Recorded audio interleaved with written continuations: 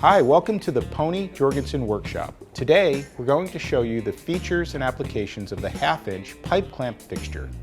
Pony Jorgensen's half-inch pipe clamp fixture is based off of Pony's outstanding 3/4-inch pipe clamp fixture design. This pipe clamp fixture is a must-have for DIYers and pros. This tool is designed to be used with half-inch black or galvanized threaded pipe. Make sure the pipe is threaded on both ends. Screw the stationary head onto the pipe, then slide the tailstop onto the other end.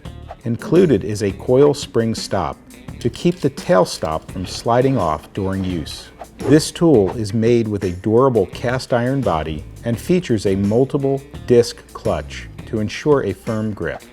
The clamp will work with any size pipe as long as it's 7 inches longer than your workpiece. The face of the clamp is 1 1/2 inches. Today we're going to show you how to use the half-inch pipe clamp fixture to glue up a wood panel. In addition to this project, the half-inch pipe clamp is ideal for woodworking, metalwork, and frame assembly.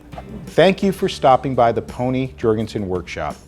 We hope you enjoy your new clamps.